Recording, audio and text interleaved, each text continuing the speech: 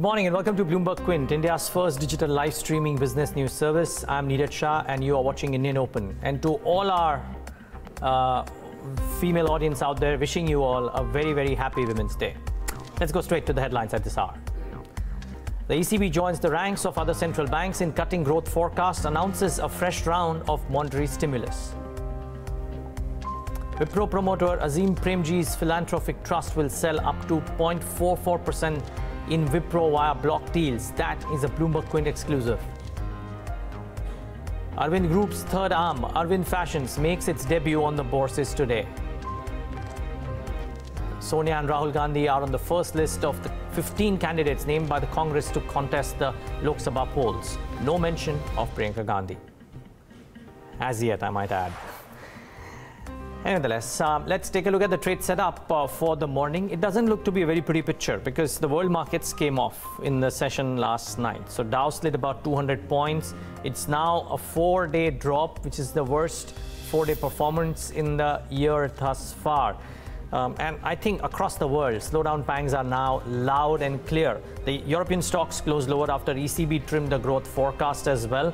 And they had to announce a stimulus, of course, which led to debt yields sliding globally. I mean, if you just look at this one chart that came about, almost debt yields across the European indices came off. You would probably expect the same to happen across the world slowly but steadily, as more and more people will believe that stimuluses would be the order of the day. China, of course, mentioned that there will not be any kind of monetary stimulus, if at all some fiscal stimulus that could come about, but no monetary stimulus. However, horses for courses, different regions will take different calls. But today's session, watch out for some of the bond yields for sure. How do our markets look like in the wake of what the world markets have done? Well, Asia is already showing a sign of red across, 1.5%, almost 1.5% across the board. India, which has had a reasonably good the last few days. Yesterday was a bit of a flat day, but in today's session we may start off lower. But really, if the world is sulking big time in trade, I doubt that we can really smile too much. So we'll not have a great day in trade. Arguably not likely to have a great day in trade, let's put it that way. But surprises can happen. For now, the SGX Nifty indicating a start which is slightly lower. And frankly, in yesterday's session, we would have been much lower had it not been for two stocks, HDFC Bank and Axis Bank, to an extent maybe SBI. But these are the two stocks which actually led the Nifty bank higher, which led to the Sensex closing in the green as well. The broader markets paused in a relatively lower volume day. Mid caps and small caps didn't do too much. The market breadth wasn't the most positive. In fact, it contracted. The losers overtook the gainers. The only silver lining in trade yesterday was that FIs continue to put in money. And if you look at what the fund flows have been the last few days, well, they have been positive. Yesterday, 1138 crores. Day before yesterday, 1131. March has not been a bad month when it comes to flows. But let's see if these flows continue. If world over, everybody's talking about growth pangs. Well, we'll get to know about it when we get to know about it. There will be a few stocks, though, that could react this morning. It's very difficult to take a call on what the markets do, frankly. Just keep in mind that the world markets are not a happy place. However, specific stocks could react indifferently to what the market open shows. So Tata Motors, and it becomes difficult these days to try and figure out which of the global releases from JLR side will have what kind of impact on Tata Motors, which is looking unusually strong, by the way. But the JLR retail sales in February fell about 4.1%. I think the notable part was that China sales were down about 47.6% on a YOY basis. Let's see if Tata Motors pauses or slides in today's session. Wipro, and this is source-based information, we'll talk more about it, so I won't dwell too much on it. Just keep in mind that promoters are going to sell, or likely to sell, up to 2.67 crore shares in the company via block deal. This is the Azim Premji Trust, and the indicative price range implies a discount of 3 to 5% to the current market price. So do watch out for Wipro. Jet Airways, additional 3 aircrafts have been grounded due to no non-payment of amounts outstanding to lessors. So the same theme continues. It doesn't impact the stock too much. Wonder for how long.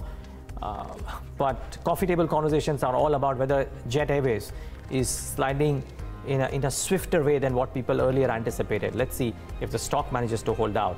Arvind Fashions, it's a new listing, so do watch out for that one. It demerged from Arvind Limited, of course. Remember that scheme of the arrangement between when Arvind decided to split its businesses.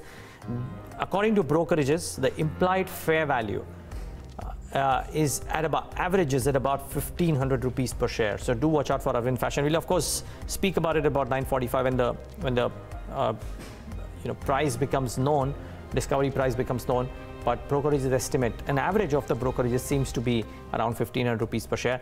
Last but not the least, watch out for IT, usually having pretty decent days.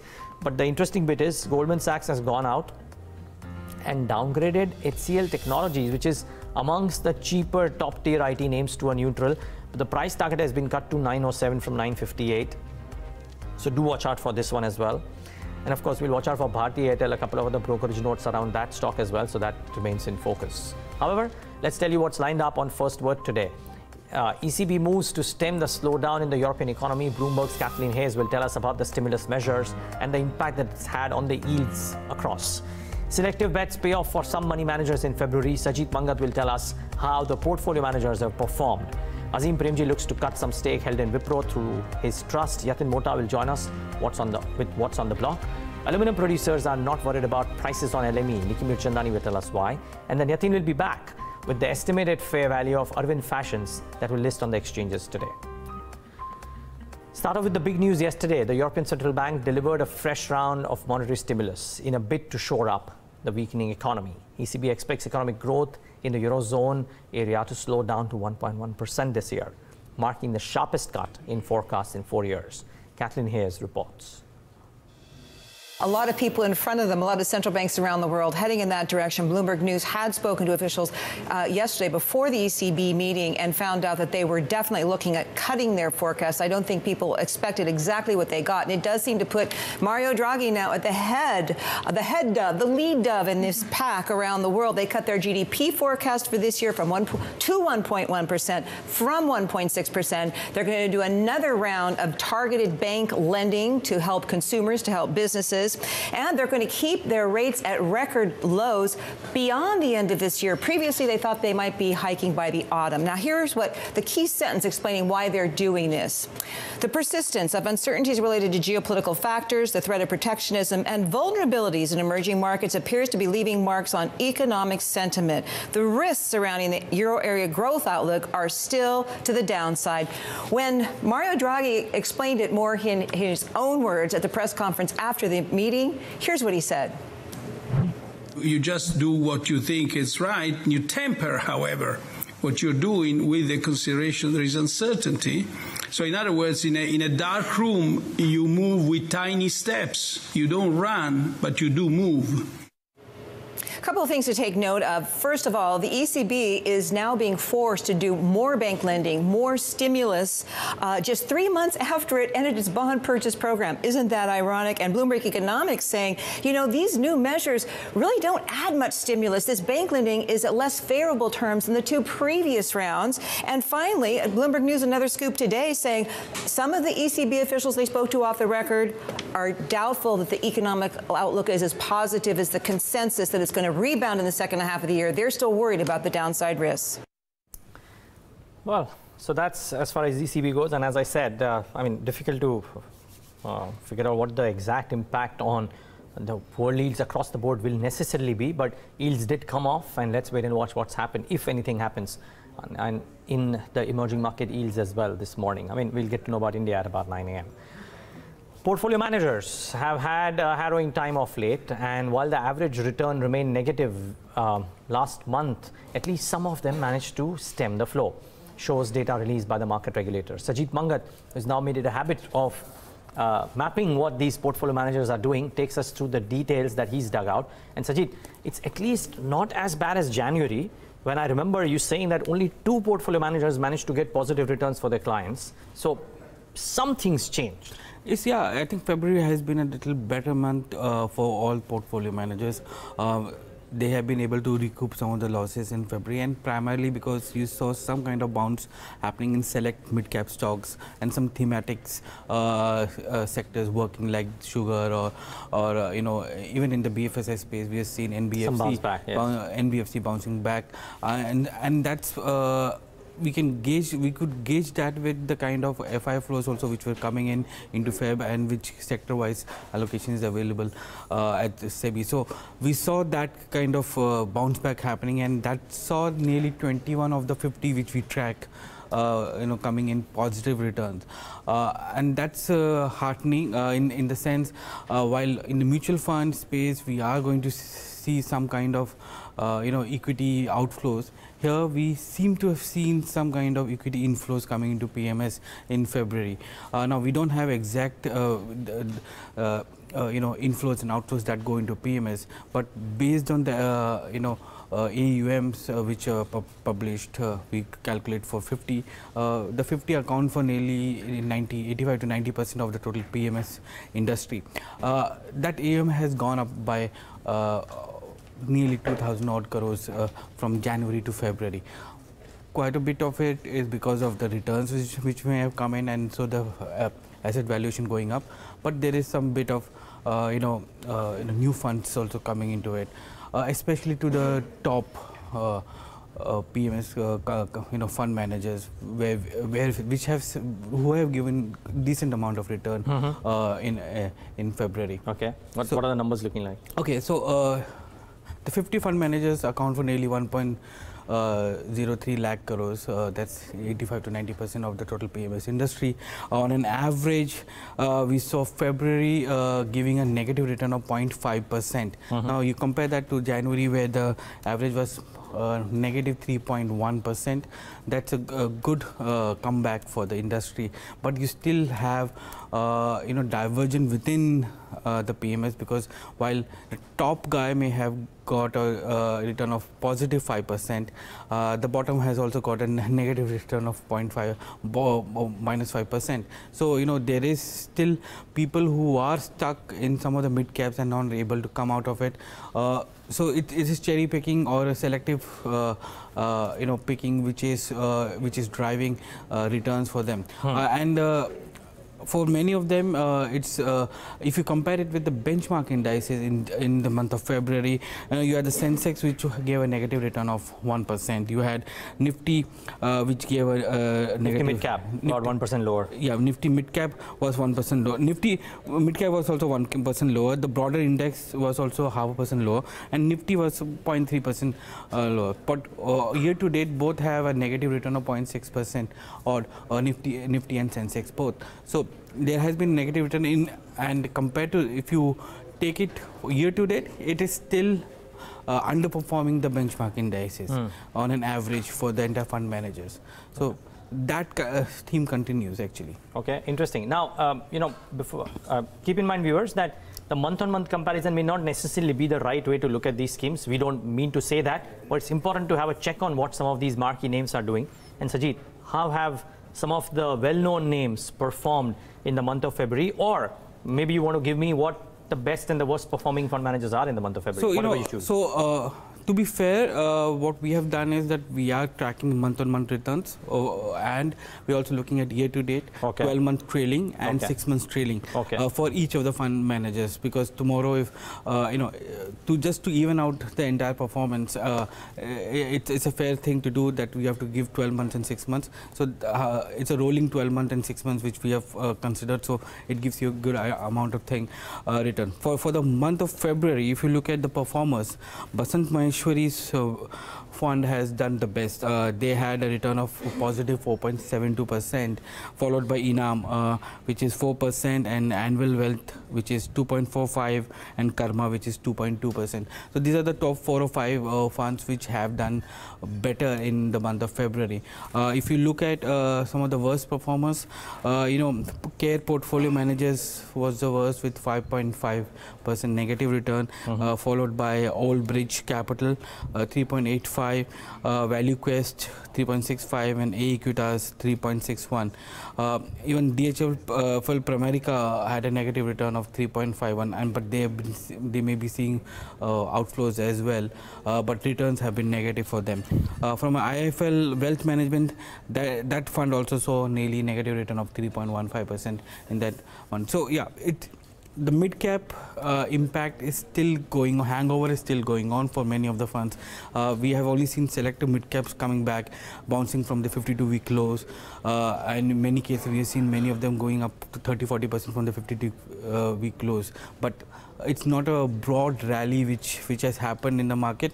The market remains where it is, and people who have exposure to that, those stocks and those convictions are able to recoup some of the losses. Okay, just one final question, Sajid. You mentioned that, I'm sure, by the way, viewers, for anybody who wants to look up more about this, do log on to our website, bloombergquint.com, and the story that Sajid is talking about, a story that he's filed, which gives all the details, is out there on the website, so you can tune in and see that as well. Sajid, there's one final question. You mentioned that we are also giving the 6-month, 12-month performance. I'm sure all of that is in the story, but just a brief about somebody who's done well in February and maybe done well throughout the year as well, or is there a dichotomy out there? No. See, 2018 was a year of negative returns for most of the fund managers. So they haven't recouped any of the losses.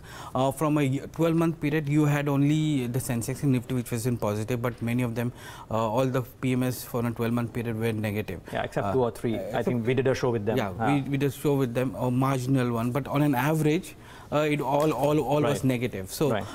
They haven't been able to. Some of them are still sitting on 45 to 50% losses on the portfolio. They haven't been able to recoup those losses yet. So that still continues, because you saw that impact happening in January, February of last year when midcap got hit really badly. So that impact is still there in the portfolio.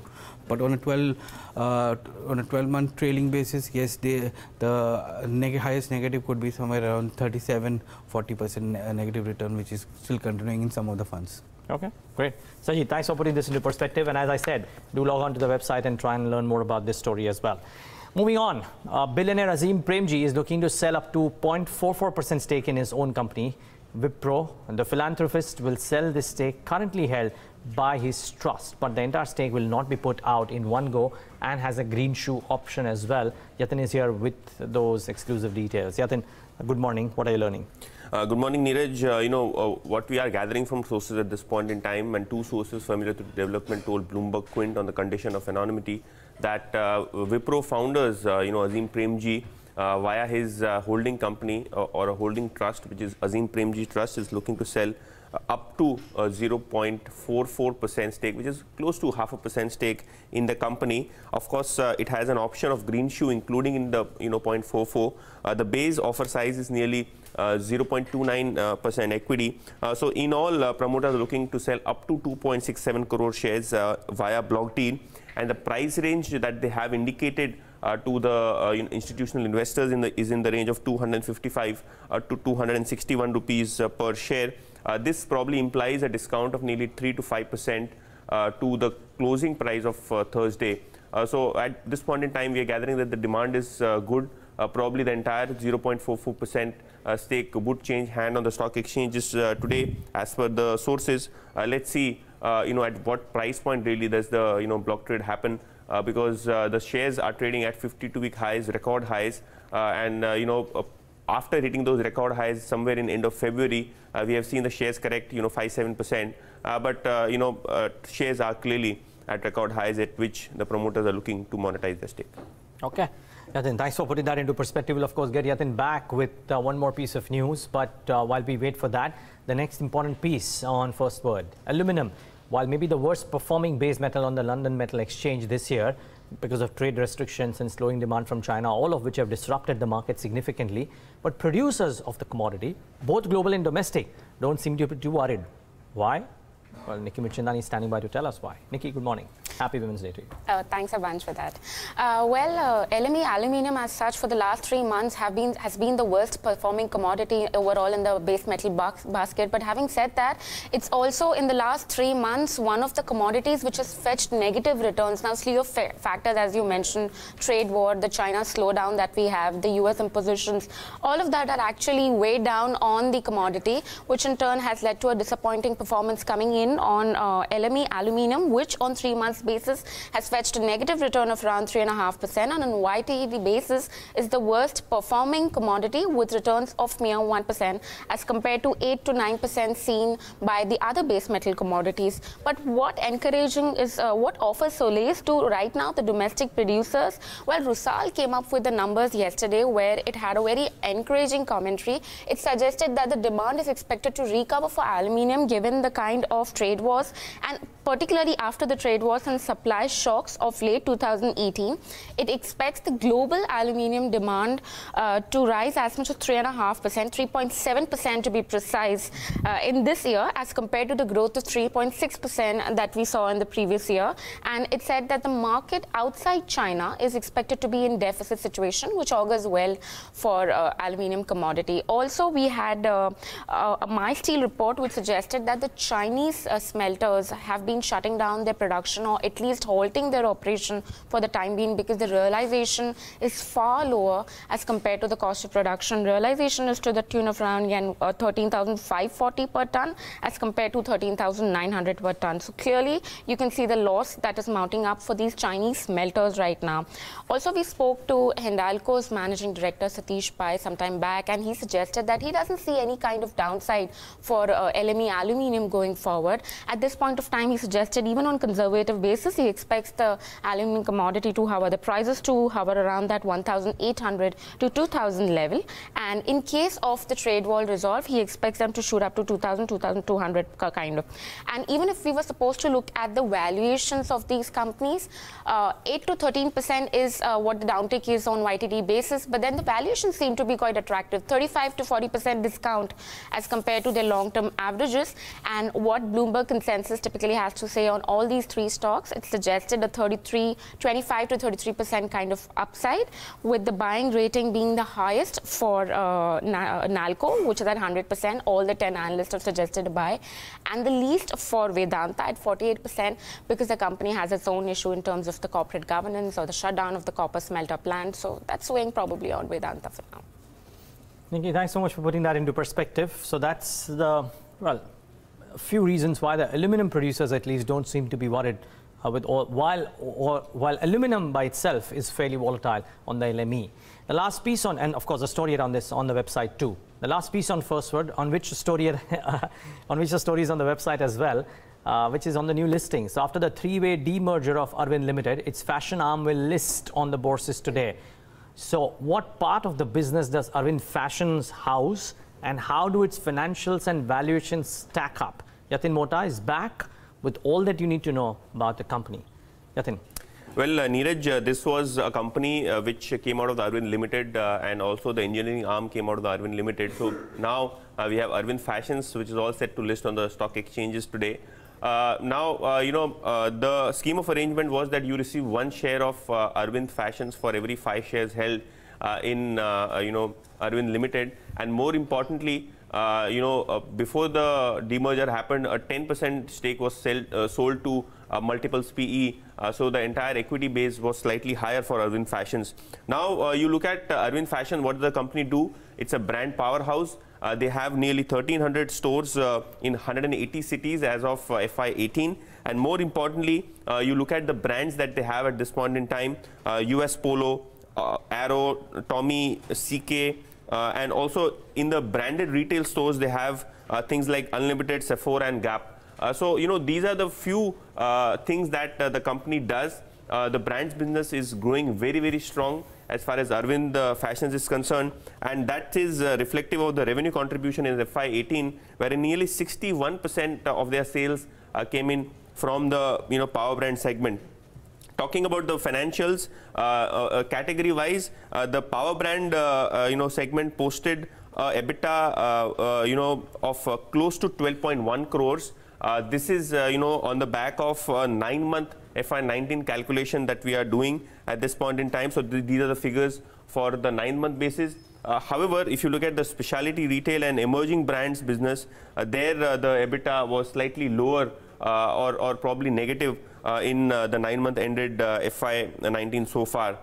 Talking about the valuation math, and that is what will matter in trade today because the price discovery will happen by 10 o'clock. post which the listing will happen. If you look at Aditya Birla Fashions, Future Lifestyles, Raymond, Arvind Fashions, all of these stocks are there already in the peer group. Aditya Birla Fashion having a superior return on capital employed, trades at nearly 23 times EV EBITDA, and the brokerages at this point in time are assigning a EV EBITDA multiple of nearly 16 to 18 times. So that is a broad band in which Arvind Fashion is expected to get listed. If you look at the brokerages, before the demerger, a lot of brokerages had SOTP valuations for Arvind Fashions. A few days back, Axis Capital came out with a note on initiating Arvind Fashions. They had a target price of 1,400 rupees. The valuation assigned was 17 times FY21 EV EBITDA. However, if you talk about other brokerages like Kotak and Edelweiss, they are assigning a EV EBITDA multiple of 15 to 18 times respectively for Arvind Fashions. On an average, the brokerages have a target price of 1,500 rupees per share.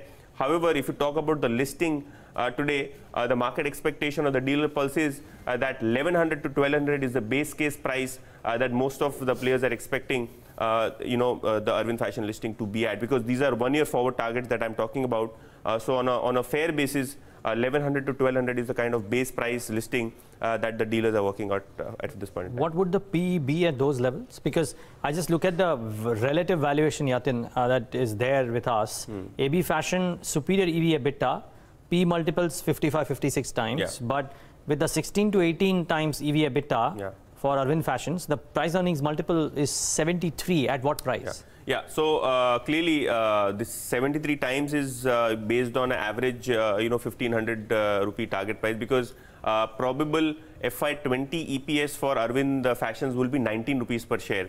That is the kind of thing Axis Capital is working with, because they have a formal initiating note, so we are relying on those estimates. Sure. They will be probably able to do 19-20 rupees EPS. The management has guided for a 400 crore EBITDA in FY20. And they are expecting that the return on capital employed by FY22 could be 25. FY18 they closed on 4.4% ROCE. The kind of leap that we are looking at, a 3-time, 5-time kind of expansion in their return on capital employed over the next few financial years is something that the markets are betting on. And probably that is the reason why analysts are giving it a EV EBITDA multiple rather than a PE multiple. And that is the reason why, again, to Aditya Birla Fashion Retail, the shares valuation-wise should trade at a 15 to 20% discount, given Aditya Birla Fashion has a superior return on capital employed versus Arvind Fashions, which closed at 4.4% ROCE in FY18. So you're saying it should trade at a premium to Arvind Fashions? Yeah, it should obviously, because they have superior return ratios. Probably price to earning, I doubt markets will look at it. EV EBITDA is something in the base case, 15 times EV EBITDA is something which the markets are talking about at this point in time. Could be the probable value at which Arvind Fashions could list, and that translates into a price band of 1,100 to 1,200 rupees per share. We'll watch out for that. 10 a.m. We'll get to know. Maybe 9:45 the indicative prices would be out. Yatin, thanks so much for putting this into perspective. Well, if you didn't know too much about this company, now you know. That's all that we have on First Word today. Quick programming note, we talk about business outlook for Take Solutions as a buzzing company with Vice Chairman H.R. Srinivasan, and a special chat with Mark Matthews of Bank Julius Baer on how global investors would be viewing India in the run-up to the elections and amidst all the geopolitical tensions. But after this break, a full tilt towards the day's trade.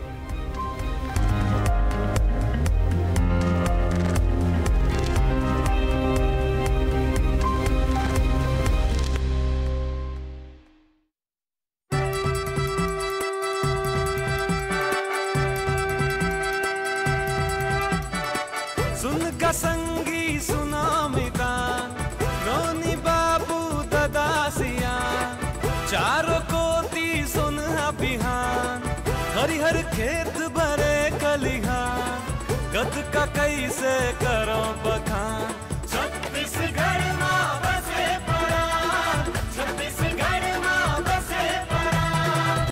नई सरकार है तो नई उम्मीदें तो होंगी ही। प्रदेश के नए मुखिया भूपेश बघेल ने जब से अपना वादा निभाया है, प्रदेश के किसान चैन की नींद सो रहे हैं। घोषणा पत्र में किसानों से किया गया वादा, मंत्रिमंडल के शपथ लेने के मात्र 2 घंटे में 2 बड़े वादे पूरे किए संवेदनशील सरकार ने। एक ओर जहां प्रदेश के 16,65,000 किसानों की 6,100 करोड़ रुपए की कर्जा माफी की, वहीं दूसरी ओर देश में सबसे अधिक 2,500 रुपए क्विंटल पर धान खरीदी की मंजूरी देकर उनके मन की मुरादें पूरी कर दी। ऋण माफी के साथ साथ 1,700 जो समर्थन मूल्य है उससे बढ़ाकर 2,500 रुपया में दोनों फैसले हम लोग लिए, जिससे प्रदेश के किसानों के चेहरे पर मुस्कान आ गई है और उनके आर्थिक और सामाजिक प्रगति में बढ़ोतरी हो गई है। मोर खाता के पैसा है कटगिरी से सबो हा वापस आ गए। जुग जुग जिए हमार दुलरवा बेटा। Fulfill your dreams of buying a new house, new car, or achieving academic success. Attractive interest rates and easy processing. The trust, commitment, and excellence since 1937. Indian Overseas Bank, good people to grow with.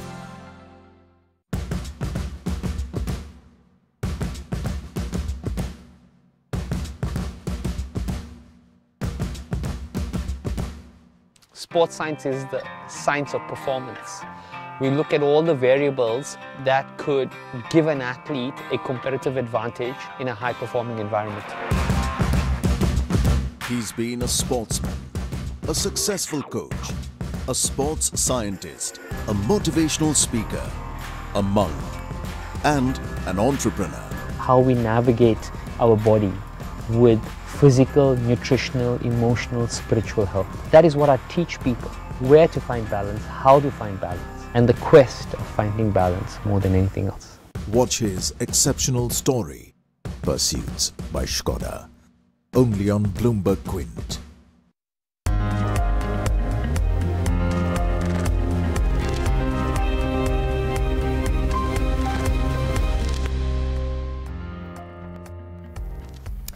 Welcome back. You're watching Indian Open right here on Bloomberg Quint Live. Good morning, Neeraj. Asia as a pocket doesn't look all that happy a place today.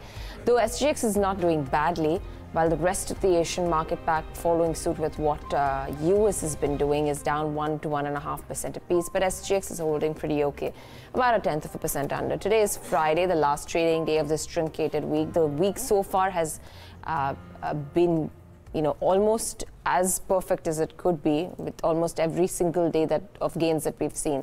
Today, we'll have to wait and watch what happens on the index. Firstly, happy Women's Day. Oh, thank you. I didn't give you time when you No, that's okay. But it'll be interesting to see what happens today, particularly the market breadth. It showed some signs of a pause yesterday. So that is one thing. And today we won't have HDFC Bank and Axis Bank helping the Nifty Bank. So that'll be the other monitorable. Let's see. We must start off flattish. But the question mark is, do we succumb to some selling pressure that the rest of the Asian pack is showing or not? Yeah, not just Bank Nifty. HDFC Bank actually was the top contributor on the index as well, on the Nifty too. So, I mean, we'll see. We'll wait and watch as to what happened with the expiry yesterday. I mean, you're probably not going to expect the same thing happening today. The 11 points, 12 points contribution that came in on the index yesterday. But the broader market play is something that you're going to watch out for. Even though CLSA believes that while mid-caps and small caps have run up the way they have, they're still not too optimistic on the future prospects of this sustaining. So that's views coming in from Mahesh and Durkar. We'll wait and watch. But let's see what's happening in the derivative space post the Bank Nifty weekly options expiry yesterday. How does the Q stack up there, Agam? Well, we've seen largely flattish moves yesterday on the Nifty. What we've also seen is some sort of unwinding coming through on the Nifty futures. And Bank Nifty, on the other hand, is surprisingly upbeat considering a near 19% increase in open interest. So that is where we continue to see accumulation in open interest towards positions. The WIX fell further by around 2% at around 15.3. And in terms of changes in OI, of course, this is your open interest change. Again, there was very little traction considering the Nifty was largely flattish. But when it comes to your range based on open interest, that is where we see continue to see a lot of open interest. That is a maximum open interest around the 11,000 put. That would define your lower end of the range, at least for now in the near term. And on the higher end, we're keeping an eye on levels such as 11,500 perhaps. But moving on, we're keeping an eye on your Nifty put call ratio, which came off to a certain extent at around 1.7, still at heady levels, but the Bank Nifty put call ratio at around neutral level of 1. It's the same three stocks which remain in the F&O band. No changes here. IDBI Bank, Reliance Power and Wockhardt. And keeping an eye on Biocon and NHPC, which did see sharp moves yesterday. And in terms of unwinding, I am keeping an eye on counters such as Jubilant Foodworks, as well as something like a BEML, which also saw a little bit of a sharp change. But mixed cues coming in, and the question is whether or not we continue to see that trend today as well. Right, Agam. Thank you so very much for that update. That is what's happening in the futures and options segment. Siddhartha, Khemka, Vice President and Head of Research at Motilal Oswal Securities, is joining us on the show this morning. Good morning to you, Siddhartha. Let's take it from where we left off in terms of the overall broader market mood and the excitement thereof. Cheaply valued stocks now starting to look attractive. Yeah, good morning, Devina. Yes, if you see the correction in mid-caps was already there. What we needed was some kind of trigger to see that the bottom was formed and some kind of buying to emerge. And finally, in the month of Feb, we saw the kind of huge money that FI started turning positive and started putting money on a regular basis. Especially in the last 15 days, the FI money inflows into equities has increased. So if you analyze on the last 1 year's on various parameters, be the historical PE averages, the premium that mid caps to the large caps, they have all corrected. So they had reached a peak by the beginning of last year, and during the course of the entire 2018 we saw that the kind of correction because of various reasons in the mid caps has happened. And at the current juncture, we feel yes, there is some value that is emerging in mid caps. The premium, be it on a PE basis. So if you look at on a forward PE basis, the mid cap index was trading at as premium of 40% to the large cap index, which has now fallen to around 10%.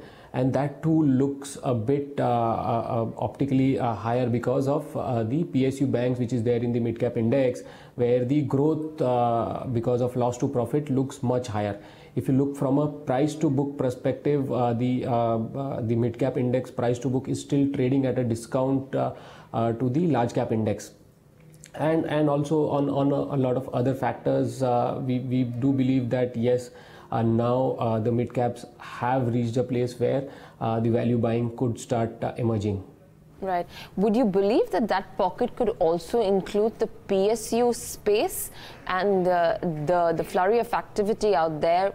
Valuations there compared to the index, obviously, while the index itself is trading at a higher valuation than its historical valuations, for the PSU index, it's actually at an all-time low.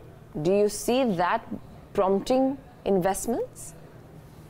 Yeah, so certainly so our overall hypothesis is that the corporate-facing banks should do well. We have already seen the bottoming out of slippages, improvement in asset quality, and now the larger ones at least are started reporting some growth in the top line as well.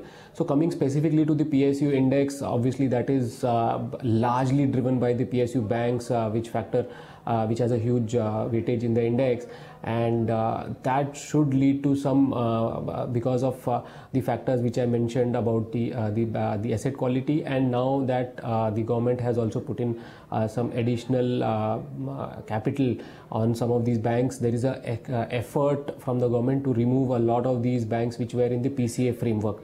And we have seen that obviously some of the smaller PSU bank names will not figure among the top investment priority list. However, for traders or for our high risk investors, they definitely make a case at this point in juncture because things look improving from here on. And as you said, rightly said, the valuations are on a very comfortable zone. Okay. Stay on, Siddharth, so much more to talk about. Let's get in our research team members, though, to talk about the key stocks in news today. as well as what some brokerage notes are. I think there are 2 or 3 very interesting brokerage notes that have come out this morning. So we'll talk about some of those at least. Mishika as well as Agam join in for that. Good morning, both of you. Good morning. Mishika, let's start with you. The stocks and news first. Yeah, so there are several stocks that we need to look at today, starting with the year-on-year retail sales numbers for Tata Motors. JLR February retail sales were down 4.1% over last year at 38,288 units. Jaguar sales were up 5.8% and Land Rover was down 8.1%. Retail sales were up 25.4% in North America, 11.3% in UK and 1.1% in Europe, and China sales were down 47.6%. Reliance Industries enters MOU with Navi Mumbai SEZ to sublease 4,000 acres of land. RIL made an initial payment of 2,180 crores to Navi Mumbai SEZ. And 3 more aircrafts of Jet Airways have been grounded due to non-payment of outstanding to lessors. KNR Constructions receives order worth 135 crore rupees from Karnataka Road Development Corporation. The company bagged a hybrid annuity project with bid project cost of 920 crore rupees. Embassy of Vietnam signs BLS International to accept visa applications in India. And lastly, let's have a look at the important bulk deals. Canara Robeco Mutual Fund buys 12 lakh shares of NIIT at rupees 92.80. Morgan Stanley buys 81.3 lakh shares of Vijaya Bank at 45.97 rupees. For a client, I'm presuming. But thanks a lot for that, Mishika. So some interesting stocks and news. What about the brokerages? What's top of your mind, Agam? Well, a lot of IT companies being covered today. Starting off with UBS, they've initiated a neutral rating on Mindtree, but they have kept the price target slightly higher than current market levels at about 1,015. They say the strong digital growth is balanced by client concentration, and there is room for margins to, see a reversal. By that, they mean an improvement from current levels, considering one-off have been hampering margins for Mindtree of late.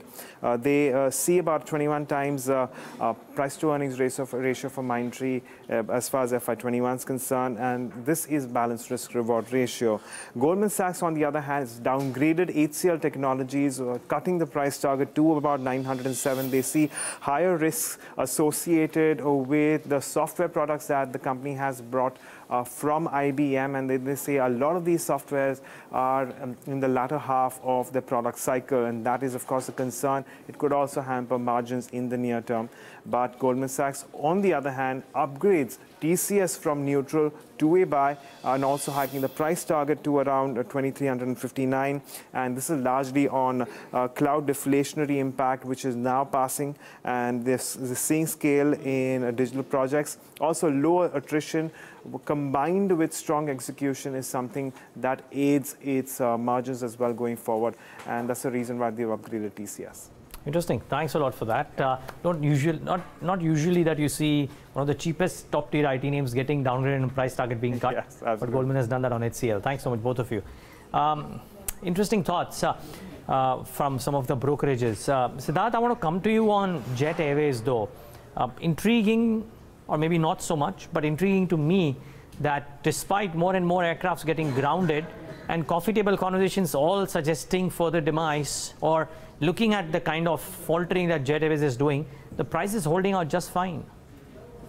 Yeah, so Neeraj, first of all, we don't cover Jet Airways, so we don't have a view on the stock. However, looking at the current developments, it appears that people are betting that Etihad will come in and put in the money that is required. We have already seen the incumbent chairman stepping down and reducing his stake. The lenders have converted their debt into equity. So all these factors, we have historically seen that generally the aviation sector has been very cyclical, and that is what I believe the market is hoping, that the fund flow will come in. So there could be some improvement in the realization as well as some cost improvements which could lead to profitability. That's the hope right now, that is what I believe is happening in Jet Airways. All right, that's on Jet Airways. Just coming on the likes of Tata Motors. I mean, the stock has been seeing heavy gyrations, when its numbers, Q3 numbers came out, then now when the US retail sales came out, now we're looking at China sales slumping 47%. How would you approach this stock? Yeah, so we had been positive like the entire street on Tata Motors for quite a long time. However, things have become even worse from what they were earlier. And Q3 was the peak of the issues where apart from the normal operations, where we saw that the growth is getting impacted not only in China, Europe, US, but they also had to take a lot of impairment on their expenses. Now the issues doesn't look like to be getting over and done with in the Q3 itself. There are issues. Some of these could be carried forward, and there could be another round of impairment, although not to the extent that were taken in the third quarter. Could be taken in the fourth quarter. So that overhang still remains. A lot of inventory write-offs could be there. Growth doesn't seem to be picking up. Last month there was some hope because the numbers of JLRs were slightly better than expectations. So at this juncture we have reduced our rating to a neutral. We would like to see more clarity coming in before jumping into a stock just because valuations have corrected. But specifically in case of Tata Motors, valuations have always been lower or at a discount to other peers. Now that needs to be seen how things go on. Brexit is another issue which could the management has said that will impact JLR to a large extent if there's a no deal kind of a Brexit. So at this juncture, we will rather wait and watch before getting any firm view on Tata Motors. It's interesting, Dana. It becomes so difficult to figure out which way the stock of Tata Motors gets impacted because of the plethora of retail sales, wholesale sales, and regional sales data that comes out from Tata Motors almost every fortnight now. The standout this time around seem to be the China numbers, which look very, very wobbly, but interesting moves out there. The other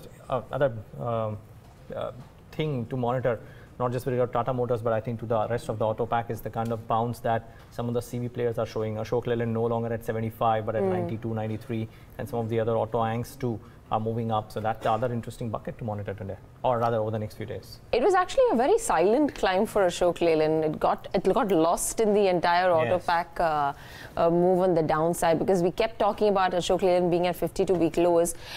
The focus completely shifted with the auto pack and the kind of slump that they were seeing, that no one really paid attention to it when it actually started moving up from those levels and come to these levels that it's trading at. But yeah, that's Ashok Leyland. Last 12 months, though, still down about 37%. Rahul Randeria, independent market expert, is joining us on the show. Rahul, good morning to you. Let's talk about the Nifty first, then we take a look at your individual stocks as well. Yeah, if we look at Nifty, last four trading sessions, we have seen a sharp rally on the Nifty from the levels of maybe 10,880, and yesterday it took a pause around 11,089. So definitely it is inching towards its major resistance of 11,118. But looking at yesterday's pattern, I feel that even the global clues are supporting today to be on the weaker side. So definitely we could see some sort of profit booking or some sort of cool off from the current level. So definitely those who have bought Nifty can try to book profits at the higher levels. Even anybody who wants to take a fresh call in Nifty for intraday or two days calls, definitely one can go short. On the downside, I feel that Nifty can test the levels of 10,960 and 10,970. But that could be just a cool off for the last 3 days of sharp rally. After that, again, we can see an upward rally towards the level of 11,118. So definitely today I would be looking out for going short in Nifty at current levels. Even in Bank Nifty, it has stretched quite a bit in the last 4 trading sessions. So definitely we could see some sort of profit booking in Bank Nifty also. I feel that Bank Nifty can test the level of 27,600 on the downside, and that would be the area where one can again go long at the lower levels. Upside target is around maybe 28,000 in short to medium term. But definitely I would look out for some sort of cool off in both the indices and then take a long call at the lower levels. Stocks, Rahul? Yeah, I have 2 stocks. First is a buy in Tech Mahindra. Last 3 days the stock has been under pressure, and yesterday we have seen that it has ended towards the day's low. So definitely we could see some sort of profit booking from the current levels, and so one can book profit, as well as anybody who wants to take a fresh call can go short in the range of 808 and on intraday rallies to 818. Downside target is 775, and one should place a stop loss above 829. My second buy call is in Mahindra & Mahindra. One can buy in the range of 671 and on corrections to 660. Upside potential target is 707 with a stop loss of 755 on the downside. Interesting. You know, I want to get a chart check, then we'll talk about this fundamentally too with Siddhartha, Khemka. But 2 or 3 financial names which corrected yesterday, Rahul. Lakshmi Vilas Bank down 10%. I don't know, maybe you don't track this one as closely. But J&K Bank as well as IDFC First Bank, both of them cracked quite strongly. Do you look at any of these on the charts? Any one of these? Yeah, in the recent past, maybe a couple of days back, we have seen quite a significant rally in both this bank. Lakshmi Vilas Bank has rallied from the levels of 55, and day before yesterday it made a high around 85. So in a very short span of time, we have seen a rally. But again, volumes are deteriorating day by day. So definitely looking at yesterday's pattern, that was just like an engulfing bearish pattern. We could see some sort of cool off. But looking at the overall yearly candle, and the stock has significantly corrected from the levels of 195. It made a bottom around 55.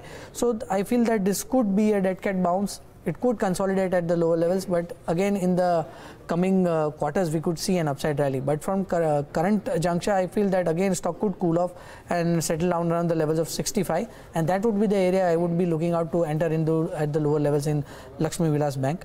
Right. Again, in Jammu Kashmir Bank, stock has rallied in last 4-5 trading sessions from the levels of almost 36, 37 to 46 currently, yes. Yeah, to be precise, it was just around 50.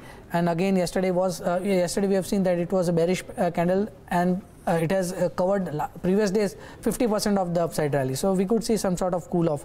I would be looking out for the levels of 42, where one can look out for entering at the lower levels. But I don't think so. We could see a V-shaped rally on a very short span of time. It would come back, it would consolidate, and then we could see a next rally. So definitely, in both the banks, I would be looking out for some downside and enter at the lower levels. Okay. Stay on, Rahul. On to our special segment, Bloomberg Edge, wherein Yash Upadhyay tells us about a pattern that the Bloomberg terminal has thrown up on a stock. Yash, what's the stock on your radar today? Morning, Neeraj. So we are tracking Bharti Infratel on the charts, and there's a buy signal coming on the back of the stochastics indicator. Before we start, let's first try and understand what the stochastics indicator is and how do you interpret it.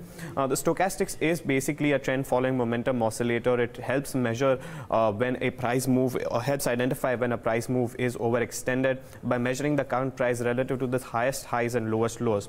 How do you interpret it? Overbought, and overbought is above the level of 80, oversold is below 20. Any crossover that indicates a buy or a sell. In the case of Bharti Infratel in particular, let's also take a look at the lower panel, and as you can see, the blue line over here that has crossed above the white line and has formed a positive crossover, and that has managed to happen above the green line, which is the oversold mark, suggesting a buy signal when it comes to Bharti Infratel. Also, what we've been seeing over the last 3 trading sessions is that the stock has managed to go up significantly. In fact, for this week, in the last 3 trading sessions, it has gained more than 4%, with volumes 2 coming in decently higher. With that, the 50-day moving average that stands at very close to where its low point of Tuesday's trading session is. So about 298 is where the 50-day moving average is, and it has managed to bounce from these levels. So based on the stochastics indicator, it seems like there could be further upside when it comes to Bharti Infratel. And how well have the stochastics worked for Bharti Infratel in the past, Yash? So Neeraj, the maximum return that one could get over the next 10 trading sessions once a buy signal gets triggered on the stochastics indicator is close to 4%. Okay. Well, let's wait and watch. So Bharti Infratel stochastics indicator buy. You already have a couple of calls from Rahul Randeria. Yash, thanks so much for bringing us Bloomberg Edge. One more trading idea could come in from our BQ Blue. Deeper insights for Indian equities. Remember, visit our website bloombergquint.com, where we identify technical triggers that have emerged on a specific stock or a sector every day. On today's Bloomberg Edge, we feature Titan and what its open interest distribution and straddle charts indicate. That is a BQ Blue exclusive. One more trading idea for you to log on and try and figure out. I'm told that Shrikant Chouhan is with us as well. Shrikant, good morning. We'll talk about the index strategy in a bit, Shrikant. Since we are talking stocks, maybe we can first jump to your stock recommendations. What are the trading ideas for the day today?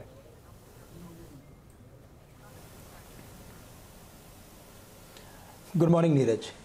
I think, see, the way the market is spanning out, we are of the view that we should look for adding those stocks which are very close to its important support areas, and we should look for taking some contra bet of going short on those stocks which are very close to their important resistance areas, or they are reversing from their important resistance level. Currently, we are of the view that Hindustan Lever has corrected very well to its important support area of 1700, 1705. It was around 1850, 1860 levels when the market was trading higher, and now it is trading somewhere close to 1700, 1705. So there we feel that we should look for adding long position with a final stop loss below 1680. And again, on the high side, we can expect 1770 and 1790 next few days. So today we are taking some positional bets because already the market is retraced to its important resistance area. The other one on which we are want to go short is Ajanta Pharma, which is trading around 970, 975 levels, and the stock has managed to move towards 990, 980 levels after hitting the levels of 850, 860 on the downside. But there it is again failing, and it is again reversing back. So there we feel that the stock is again moving towards the levels of 920, 930 next 1 or 2 days of time. And yesterday also there was good amount of selling pressure in almost all pharma companies. So there we can keep stop loss at 1000, and we can look for a shorting at current levels, more on if there is any bounce back, and we can expect 900, 920 in next 1 or 2 days of time. Do you have a strategy on the index? For index, the way there is retracement and option data is clearly suggesting us that the markets are very close to its overbought area. 11,000 is acting as very good resistance for it. PCR was around 1.7, 1.8 and India VIX, which is trading around 1530, 1540, is clearly indicating us that there is good amount of comfort at higher levels. So we can expect some profit taking at higher levels. Strategy should be to look for creating short positions between 11,070, 11,080, which was yesterday's highest level. We can keep stop loss at 11,150, and on the downside in next 1 or 2 days of time, we can expect 10,950, 10,900. Okay. Got that. Dish TV, that's the other counter that was moved pretty sharply towards levels of about 39 odd. Currently, in the last 1 month, has moved up 30%. Rahul, do you think we've missed the bus here on Dish TV? Yeah, actually, rightly said, the stock has been facing multiple resistance at 43. Thrice it has tested those levels and again fallen sharply from those particular levels. And in the recent past, we have seen in the last 3 to 4 weeks, the stock has rallied significantly. Almost stock has doubled because the rally started from the levels of 19. It has ended, or it has just taken a pause around 42. So we could see some sort of profit booking or some sort of selling pressure. Again, the stock has closed below its 100-day moving average. Yesterday's candle was also an engulfing bearish pattern. So we could see some sort of cool off at current levels. So definitely one can book profit those who have bought at the lower levels, or one can initiate a short at current levels with a stop loss above 43. On the downside, I feel that stock can test the levels of maybe 32 in the coming trading sessions. Siddhartha, Khemka, the Z Group stocks, a bit of a pullback yesterday, but that could have been said for a lot of other high flyers too. What do you do here? What's the view of the house on ZTV, Dish TV, or a couple of other names? Yeah, so specifically talking about the Z Group, there was a big major development which happened where the promoter entity had a lot of pledged shares and which were triggered because of a lot of other reasons. And the entire group was in focus, and we saw stocks including Z and Dish and other Z Group companies falling a lot. And this was not to do with what was happening across the market. Now, what happened after that was again a non-fundamental development where the promoter went in and got a period of almost 90 days from some of these NBFCs, some of these mutual funds which had lent the promoters on back of these shares, and they are going planning on a stake sale to a global international investor, which could come in as not only as a strategic investor but also as a technology partner for the Z TV specifically. So having said that, specifically if you come to the view, Z TV specifically is a company which does which business operations are doing good, while Dish TV we don't have coverage, but there are issues with regards to the growth, the debt on books, and so my view would be to stay away from the dish counter. Z already moved up a lot in the last few days, so at this valuation it becomes very not very comfortable to recommend any correction or for some kind of dip could be used by investors to enter ZTV. All right, Z there at 459, very stellar recovery actually from the lows that it hit sometime in the start of February. That's a 3-month chart for ZTV, which is down about just 4%. We've got under a minute left to go for market pre-open. Now it's going to be an interesting play today to see what happens, whether or not that 11,000 mark is sustainable. Yesterday's session saw an absolutely flat move on the index. Not much of a cue there coming in from the futures and options side, also because of the weekly options expiry. Bank Nifty was held up, but as even Rahul pointed out earlier on, you will be using dips to take long positions on both the indices. It's just too fast that we've seen this entire week for the indices to move up the way they have. Asia as a pocket is looking slightly more damp in today's session. 1.5% under for Nikkei 225, 2.25% lower for China, and Hong Kong. That's Hang Seng, that's down about 1.25%. For SGX though, we're treading our own path, so not taking any cues thereof, so just 0.25% under, and that's the pre-open on your screen. 0.33% lower on the Nifty 50. Sensex is flat to marginally higher. Taking a look at individual stocks, we'll talk about the index in a bit once these prices consolidate. Wipro is down about 2.8%. NTPC has moved down 1.5%. Hindalco looks weak by 1.25%. Axis Bank's down 1%. Sun Pharma, that too looks weak. ICICI Bank, Adani Ports, Vedanta are some of the bigger losers. Amongst the gainers, you've got NTPC right at the top of the stack, so that's up 1.3%. Hero MotoCorp's up 1%. ONGC looks stronger this morning, 1% higher. ICICI Bank, Kotak Mahindra Bank, TCS, Indian Oil, you've got Power Grid, Grasim, all of them looking strong in today's session. India Bulls Housing too is one stock which has got about closer to 0.2% gains thereabouts. So almost an even keel there with the advances and declines. The quantum of gains and losses both are limited to about 1.5% on the upside and downside. Market breadth looks slightly better compared to yesterday. It's a pretty dull day compared to what's the last few days. Keep in mind though, OMCs which were looking corrective yesterday look like they start off okay. HPCL a case in point, as we just showed. Bring up what's happening to Wipro just once on the index before we move on to the non-index stocks. Remember that stock could be under a bit of a cloud because of the possible deal today. We of course the Bloomberg Quint story. Let's wait and watch what happens there. Jet Airways, more planes grounded. Let's see what's happening to that counter in the session. Well, about 3% lower, but these are pre-open rates. Let's wait for these to settle down. Adani Transmission, for example, is showing a 9.5% uptick. Don't know if it'll last or no, but let's wait and watch.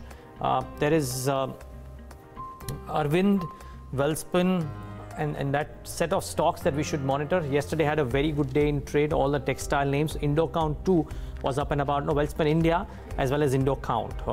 Those are the textile names and should pull those up about 1.5% in the first few minutes. Indocount about 1% higher too, so not bad going. And Brigade as well as Suntech Realty from the real estate space had a pretty decent outing yesterday. Not too much by way of movement right now in Brigade. Suntech Realty, in fact, corrective. So let's wait and watch what happens here. But not too many stocks which are in news per se. Godrej Consumer, again, I think it's not really something that could last, but 7.5%. Actually, never say never. Let's wait and watch. So these are the few set of stocks that we'll be monitoring. We'll be keeping an eye out on the yields, of course. Globally, bond yields have corrected post the ECB stimulus, at least in Europe. So it's very, very important to monitor what happens to the bond yields during the course of the day. 7.38 currently. SAIL has an 8.5% downtick, which too, I think, will correct itself. Siddhartha, Khemka, the view on metal names is turning at the margin, but equal and opposite number of brokerages which believe that it's still not a good time to bet into any of the metal names, be it ferrous or non-ferrous. What is the house view? What are the stocks, if any, in the metal space that you guys are bullish on or bearish on? Yeah, so Neeraj, on the overall house view on the metals pack, we are currently underweight. We believe that we are somewhere closer to the peak of the cycle, and the cycle could turn for the worse from here on. Although it will take time, and there have been some global events in Brazil which has led to a short-term rally in the global steel prices, the iron ore prices, which is leading to the fresh round of buying which we saw in the some of the metal names. So having said that, some of the stocks that we like, especially if you see in the metal names, is one of the stocks that we like is Hindalco, and the other stock that is like is the JSW Steel. So these are the two stocks that we like in the metal pack. One stock from the mid-cap space in the metal space is the Jindal Steel and Power, where we believe, although the numbers have been on the lower side, if you see the quarterly earnings, however, the expectation going forward is a strong earnings growth, with, as well as we have seen a sharp correction on the stock from more than 200 rupees to currently around 160 odd. It had gone down to 130 odd levels, where the valuations have even become more attractive, which was the case with most of the metal packs, where because of the global issues, the slowdown in China, the economic slowdown globally had led to people believing that the metal growth story is over with. However, we believe there could be some growth left before the actual cycle turns from here. So very selective picks: Hindalco, Jindal Steel and Power, and JSW Steel. All right, and JSW Steel and Tata Steel are two from the metals pack that even Moody's is backing. Obviously, Tata Steel, for the very fact that backward integration does not limit the raw material supplies, which could work well for Tata Steel. The stock, though, at 517 and pre-open is down about 1% or so. Shrikant, Chouhan, any stocks from the metals pack worth a trade?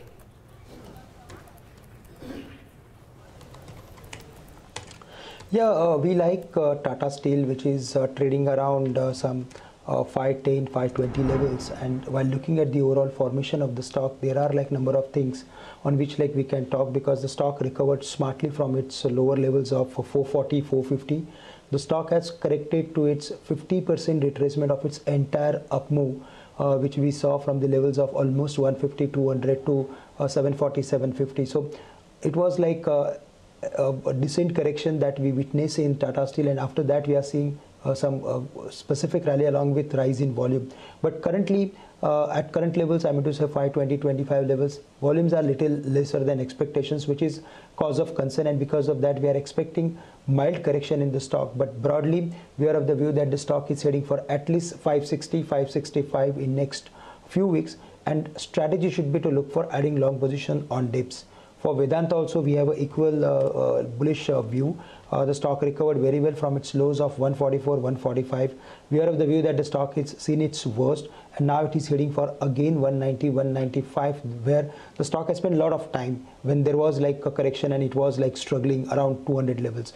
Currently it is around 175 levels, and between 175, 170 certainly we can initiate a positional view, positional long bet on the stock with the final stop loss below 168. Okay, that's in the metals pack. Let's shift focus to some of the consumption-oriented stocks. And Rahul, I'll come to you. ITC was a consensus buy for most technical analysts up until a few days ago. Does the trade still hold valid, or much of it has already been accounted for? Yeah, in ITC, if you look at last 4 to 5 weeks, the stock was in a very tight range of maybe 285 on the upside, and the downside 273. This was the range in which we have seen a breakout last couple of days back, supported with strong volumes. Momentum indicators are also supporting the bullish bias on the stock. Last 4 days we have seen a rally, but I would wait for some cool off in the stock. Definitely at 285 would be going long at the lower levels with a stop loss of 275. I feel that stock has potential to test the levels of 300 and 305 in the coming maybe 15-20 trading sessions. As the stock is in the consumption space, and it is a slow mover, so definitely it will take some time, but at any correction one should buy at the lower levels. Siddhartha, Khemka, it is a slow mover, and people are ready to pay big bucks and go into the higher, more stretched out valuation stocks, but not look at a stock like ITC, which is relatively better valued compared to the entire pack as such. Yeah, Devina, so I think we had this discussion on ITC earlier as well on this platform. While we tend to compare ITC with other FMCG companies in India and it looks cheap, one needs to compare the valuation of ITC to the global cigarette majors and it will suddenly start looking way more expensive. So we need to see whether the core business, which is cigarette, is growing. So that has been something which the company has been struggling for last couple of years, where the core business growth has been eluding. The cigarette volumes have not been growing to the extent that, so in fact, previous few years it was declining. And finally, I think last 2 quarters they have seen some kind of growth. So it's a tough call for the market. Could be a dividend yield stock, could be a steady stock, doesn't see much of a movement. Our view is neutral on ITC, given that we believe it's fair to compare its valuation with the global peers, and where it looks decently valued with our target price somewhere around 300. So we don't see much upside unless we see a sharp growth either in the cigarette business or sharp improvement in the non-cigarette FMCG business. Okay, well. But yeah, the last 2 days, Deven is right, has done reasonably well for itself. Siddhartha, Khemka, actually less than 5 minutes left for the markets to kickstart trade. So Siddhartha, we'll take in your top idea in just moments from now, because since we are just 5 minutes away from market open, let's tell our viewers all that they need to know to stay ahead in trade today. First up, JLR's global retail sales declined 4% in February. China sales fall nearly 48%. But if it's any relief at all, then Tata Motors can take heart from JLR's run in North America, UK and Europe, while sales have been positive. Lupin receives US FDA approval for atorvastatin calcium tablets. It is a drug used to treat cholesterol and heart ailments. The product has annual sales value of nearly $700 million in the US. Jet Airways sees 3 more aircrafts taxi into the hangar, grounded by lessors over non-payment of outstanding dues. Arvind Fashions list today and brokerages indicate a fair value of about 1,500 rupees per share. Order win for KNR Construction, bags a contract worth 135 crore rupees from the Karnataka Road Development Corporation, and additional projects worth 950 crore rupees. Lastly, some key brokerage calls. Goldman Sachs downgrades HCL Tech to sell, sets a target price of 907 rupees per share, but TCS gets an upgrade to buy. Target price has been hiked to 2,359 rupees per share. Actually, Siddhartha, Khemka, I want to first come to you very quickly on some of these road construction companies. They have seen a bit of a revival in fortunes, at least on the markets, if not on the books. Do you guys have a favorite here? Yeah, so that's a space. Again, we were a bit skeptical before the elections, as we saw a lot of these order books had dried up. The focus was mainly on execution, and generally we tend to see a lot of order book bunching up after the elections. What seems to be the case is that the last week, where the overall expectation was that the current government could get back with good numbers and have improved the popularity. On back of that, I believe some of the buying interest was seen in some of these road construction companies. However, again, at this point in time, I don't think the numbers are that good to get in. This was more of a tactical play which played out, and if the market continues to do well, they may continue to do well. So our stock picks there are basically Ashoka Buildcon and Sadbhav. These 2 stocks are there under a coverage which we like, but again, an underweight view would continue for some more time until we see clarity emerging in the upcoming elections. Okay, but the stocks certainly are doing rather well for themselves. Siddhartha, Khemka, if you had to bet on a space right now, what would that space be, or what would that stock be? Continuing with the mid-cap space, we like the Indian hospitality space, where we believe that the sector, after almost 10 years of underperformances at the cycle, has to turn, mainly led by the demand now far outpacing the supply. Occupancy levels are at about 67-70%, and an improvement in that would lead to an operating leverage for most of the companies. So the stock that we like here is the Indian Hotels. The company has part of its aspiration 2022 has targeted an EBITDA margin expansion of almost 800 basis points to 25%. This would be led by improving occupancy, improvement in ARRs because of improvement in demand, their presence in high demand micro segments, and overall we expect about 10 to 12% top line growth. But however, because of the sharp improvement in the margins, the bottom line growth will be far excess of about 25-30%. So we have a buy rating on Indian Hotels with a target price of around 190. So that's a stock we believe that on the cycle should do well. Siddhartha, Khemka, thank you so much for joining us. Appreciate you taking out the time. Top calls from our technical experts. Then Rahul, let's start off with you. Looking at USD INR last couple of days, we have seen that the currency is getting stronger. So definitely the IT pack is looking little bit weak from the current levels. So definitely I'm looking out for a sell in Infosys. Again, on the daily charts, we have seen a head and shoulder formation, and yesterday we have seen just the stock is just near its neckline area. So any pullback from the current levels, the closing is around 722. Maybe pullback around 728, 730. One can go short in Infosys with a stop loss of 740. On the downside, I feel the stock can test the levels of maybe 690 in short to medium term. Okay, Shrikant, we'll take in your call post market open, just 5 seconds away from market open. So just stay on for a moment. But here's how the markets are starting off. Well, flattish. Nifty 50 about 24 odd points actually. So not flattish really, 0.25% lower, now weakening further. The Nifty Bank about 90 odd points. The Sensex 72. So between 0.25% to 1/3%, the kind of start in the red. So in line with I reckon what the SGX Nifty was indicating, but not as bad as what the other Asian markets were doing. The mid caps and small caps, 35 odd points in the red for the mid cap space. No big movements, just about lumbering along. At least the open is not the weakest, but let's wait and watch what happens. The market breadth though on the Nifty 50 at least very wobbly. Wipro 3% lower. Let's wait and watch if the volumes pick up there, if the block happens. ONGC 2.5% lower. Metal names like Vedanta and Hindalco seem to be soft, and Z Entertainment, which corrected yesterday, looks like, or at least has started off about 1.5% lower. HCL Tech, the downgrade or the price target cut as well, leading to that 1% downtick for HCL Tech, because aside of Wipro, which is of course news based, I don't see too many other IT names which are correcting too much. Actually, no, Infosys too is down about 1%. So IT is looking slightly wobbly today. What's done well? Precious little. Bharti Airtel and CLSA very bullish. The news, of course, renouncing those rights in favor of GIC.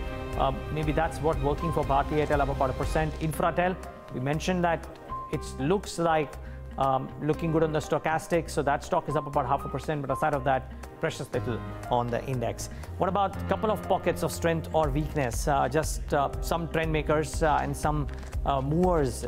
In fact, yesterday's top losers, we should try and bring all of those. So first, brokerage is bullish, DB is bullish on ICICI Pru, and Gujarat Gas has a positive note as well, but both of those stocks lying very, very flat. What about the stocks which lost out the most in trade yesterday? Well, continue to grind lower. Dish TV, Dilip Bilkon, IDFC First Bank, all three start off lower in today's session as well. What are you spotting, Devina? Well, the tilt is towards the negative side, and we saw that in yesterday's session too, where some of these counters gave up quite heavily. Suzlon, for one, was down in double digits and continues to lose more momentum. 3.5% under. Lakshmi Vilas Bank, the stock has seen a good run up in the first half of the week.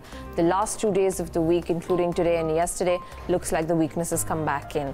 JP Power, very small name, so not going to really focus on that one. Religare has started seeing some profit taking. This entire week, the stock's up almost 50%.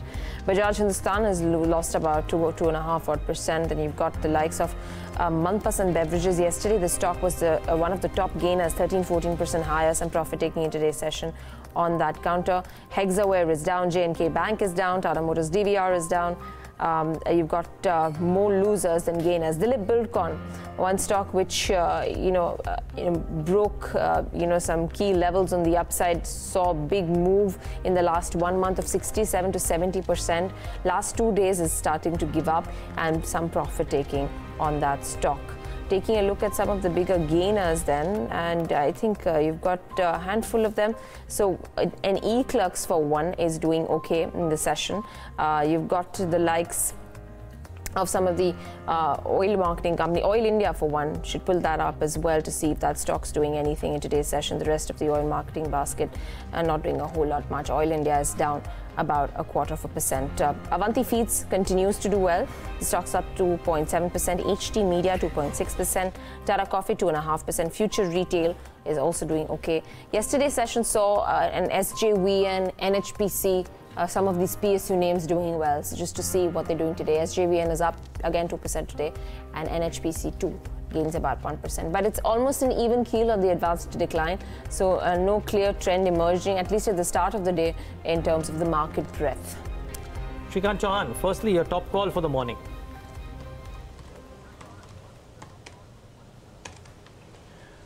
See the way the market opened, it opened very close to its support area of 11,020, 11,010. I think the markets are going to spend some time close to this 11,000 levels, because if there is any bounce back, then only the selling should emerge. That's the overall view. Liver is already recovering from its lows of 1700, so on which we have a buy call. Ajanta Pharma, which is trading below its important support area, there we have a short call, and we should look for shorting even at current levels 970, 965. We can expect 920, 930 on the downside with a revised stop loss at 980. The stock which after like opening looking good is Tata Elxsi, which is currently trading around 972, 973 levels. Yesterday the volume was like very encouraging. Price expansion was also there. Today it is trading around 971, 972 levels. So buying is advisable at current levels with a final stop loss below 960, and we can expect 990, 995 again on the higher side. So Tata Elxsi looks good. Okay, we leave it at that. Shrikant, Chouhan, thank you so very much for joining. And Rahul, Randeria, one quick call from you as well before we let you go. And if you have a call on Avanti Feeds, the stock's been moving pretty smartly in the last 7 days, 26% already. Yeah, if you look at the stock, you rightly said that the stock has rallied, which we have seen a 90-degree move in the last 5 trading sessions, and definitely it is just nearing to its major resistance area where multiple times it has tested and fallen sharply. So at these levels I would not be recommending to go long, but one has already those who have bought it at lower levels. One can start booking profits in slow and staggered manner in the range of maybe 418, which is current market price, and on rallies towards 440. But fresh buying at these levels would not be recommended because the stock is already into the overbought territory. For my calls, I have a sell call in BHEL. After a rally yesterday, the stock has formed a bearish candle, and some sort of easing off of the momentum is seen on the counter. So definitely one can go short at current levels with a stop loss above 70 rupees. On the downside, I have a short-term target of 63 rupees. We'll leave it at that. Rahul, thanks so much for joining in today and giving us that perspective. Deven Choksey Johnson with his thoughts on the fundamentals as well. There's a block deal, of course, that's happened on Wipro, and that stock and some of the large cap IT names are looking very wobbly right now. Deven, good morning. A lot of people have, people have divergent views on what to do with large cap IT, let alone mid cap IT. What is your rationale, and what is your call, and what's the rationale for that call? Good morning, Neeraj. Obviously, I think the large cap ITs, which includes the Infosys, TCS kind of companies, they are showing one distinct character. TCS kind of company is probably clocking $1 billion clients. I think at least 4 or 5 of them every quarter. So obviously, I think they are showing visibility that I think in a yearly run rate, I think they are basically adding around $21 billion clients, and that too for a period horizon of I think 5 to 10 years. So which means that the visibility of revenue for this kind of companies I think would probably remain, and that should continue. However, it also means that I think the rate of growth on a larger scale on the base on which they are operating would probably remain sub 15% going forward as well. So from that perspective, I think don't expect any larger growth coming from them, but a steady to gradual growth coming in. At the same time, I think they remain in the forefront of the new platforms which are being adopted, digital platforms which are being adopted by most of the global corporates, and that's where I think the likes of Infosys and TCS play a major role. They are basically into cloud computing, artificial intelligence, IoTs, and those platforms are basically offered to the consumers, I think the companies where basically they are building their digital IT platforms. So from that perspective, if you look at it, I think the business is remaining a little bit more steady and the visibility remains, I think, for a longer period of time. But don't expect, I think, a dramatic growth, I think, which we have seen in 90s of around 25 to 30% CAGR. That's unlikely. I guess, I think, around 12% kind of a CAGR, if they can produce it, it would probably be, I think, a good achievement on a larger base. So from investors' point of view, I think the stock available from a lower end of the price, I think, probably would mean that I think you can get an opportunity to earn 15 to 17% kind of a return in a given year if you end up picking up, I think, at a lower levels in a given conditions in the markets. Advanced Enzymes is up 19%, 20% now, 195.45. Let's just show that stock once. Big move in Advanced Enzymes in the session today. So do watch out. 6.5 million shares. Arguably, there has to be some volume deals that have happened or some block deal that would have happened in Advanced Enzymes, but a big move really for this one in the session today. There is strength in J Corp, there is strength in Radico Khaitan, and some of the construction names like HCC, etc. seem to be doing okay, but clearly in the broader end of the spectrum, it's Advanced Enzymes which is doing rather well for itself. Deven, the set of stocks which have done very well the last few days are some of these mid-sized banks, both privates and PSUs, more so the PSUs. Was it largely the PSU rally, and would you be using these rallies to get out of them? See, I think the PSU banks are having a deprived rally, as I call it as. I think because on one side they are allowed to basically start lending the activity because of, I think, some amount of, I think, structuring, capital infusion, as you may want to call it as.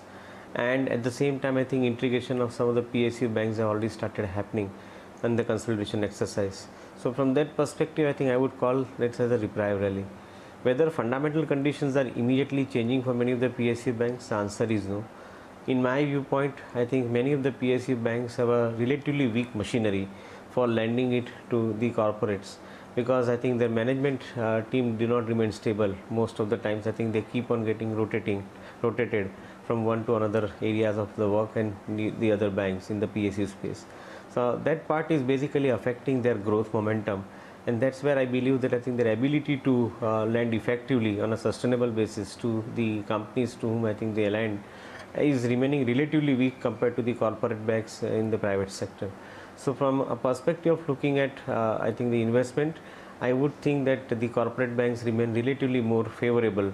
More opportunity, I think, is coming on to them because A, they have been 20-30 years now in the setup, growing their size and probably, I think, becoming bigger with a sustainable growth mechanism that they have built into their work process. So I would rather think that I think currently PSBs are having a deprived rally. Of course, the valuation wise they are available at quite an attractive one, but at the same time, I think you should have the confidence to see whether they can sustain higher amount of growth going forward in the business. I think that confidence is not coming to me at least. So that is why the preference with corporate banks. Deven, what's the next big bet at KRChoksey? I remember last Diwali, you were big on Deepak Nitrite. What is the take on that stock now, and anything else in the lines of Deepak Nitrite that you're betting big on now? So Deepak Nitrite has completed the project expansion and probably, I think, now ready to I think register higher amount of top line and then eventually the bottom line. So the capex program is complete. So company looks, I think, relatively set for higher amount of growth. In the current situation, I think we find few of the companies I think remaining relatively more stronger, and one among them which I may be having which I may have talked about also is Ashok Leyland, and second would be HDFC Life or Bajaj Finserv. In these areas of activities, in Ashok Leyland in particular, we see the current commercial vehicle activity probably helping them. The fleet operators post GST are plying their vehicles on the road for 28-29 days. New industrial corridors are coming up. India is growing faster at 8% kind of a GDP growth rate.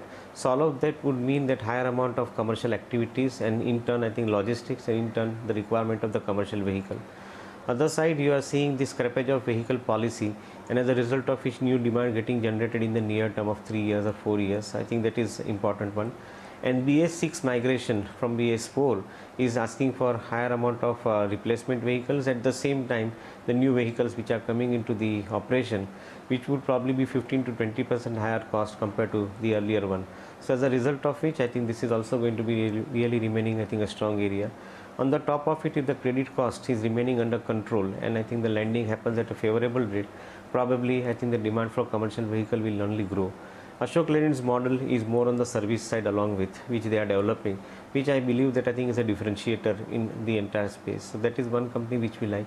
Similarly, I think in the insurance business, is life insurance business like HDFC Life, Bajaj Life Insurance, they are using the digital as their platform to generate, I think, the product differentiation, to generate, I think, the distribution reach. And that is where I believe that I think these companies could possibly be more successful and could clock somewhere around 20-25% kind of a CAGR growth in new business premium. So these are some of the theme stocks which we find comfortable investing in current markets, and I think stay invested for a longer time. Thanks, Deven. We'll leave it at that. Thanks so much for taking the time out and being with us today and giving us your thoughts. Appreciate your time. 0.25% lower for the Nifty 50 and the Nifty Bank. We take a quick break. On the other side, a chat with yet another market expert, Mark Matthews of Bank Julius Baer, on how global investors are viewing India in the run-up to the elections amid the geopolitical tensions, and discuss business outlook for AkzoNobel with Managing Director Rajiv Rajgopal. Stay tuned.